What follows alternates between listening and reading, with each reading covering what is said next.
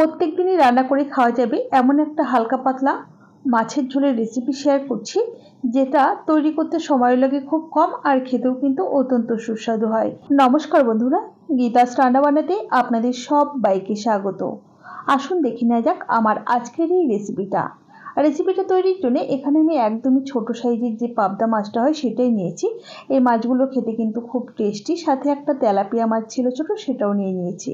আমি রান্নাটা পাবদা মাছ দিয়ে করছি, আপনারা চাইলে যে কোনো দেশি মাছ দিয়েই রান্নাটা করতে পারেন।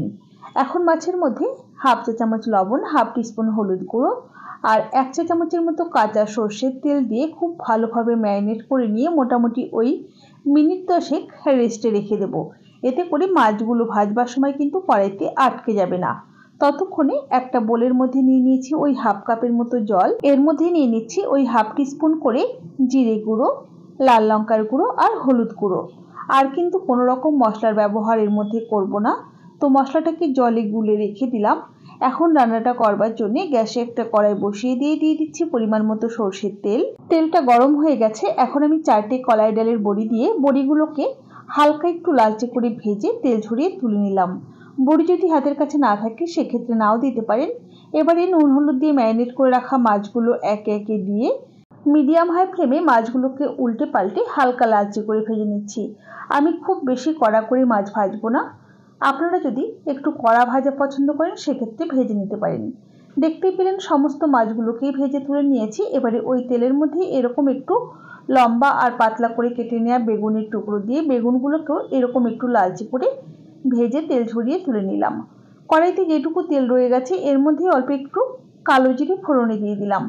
এবারে এর মধ্যে এরকম দুটো মাঝারি সাইজের আলুকে এরকম পাতলা করে কেটে দিয়ে দিলাম, সাথে সামান্য পরিমাণে একটু লবণ আর হলুদ গুঁড়ো দিয়ে নাড়াচাড়া করে ঢাকা দিয়ে আলুটাকে ভেজে নিলাম। দেখুন আলুটা বেশ সুন্দর ভাজাও হয়ে গেছে আর অনেকটা কিন্তু নরমও হয়ে গেছে।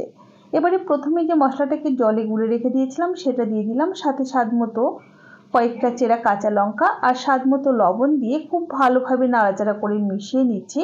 আর গ্যাসের ফ্লেমটা কমিয়ে রেখেই ঢাকা দিয়ে মোটামুটি ওই 3 থেকে 4 মিনিট সময় নিয়ে কষিয়ে নিচ্ছি। 3-4 মিনিট বাদে ঢাকা ওপেন করে নিয়ে একটু নাড়াচাড়া করে দিয়ে দেবো পরিমাণ মতো গরম জল। আপনারা যতটা ঝোল রাখতে চাইছেন সেই বুঝেই কিন্তু জলের ব্যবহার করবেন, তবে আমি খুব বেশি ঝোল রাখবো না আবার কমও রাখবো না, সেই বুঝেই জল দিয়েছি। একটু নাড়াচাড়া করে নিয়েছি। এবারে ভেজে রাখা বড়িগুলো দিয়ে ঝোলটাকে 3 থেকে 4 মিনিট মিডিয়াম ফ্লেমে ফুটিয়ে নিচ্ছি। ঝোলটা বেশ ভালোভাবে ফুটে গেছে আর আলুটা দেখুন বেশ সুন্দর কিন্তু আমাদের সেদ্ধও হয়ে গেছে।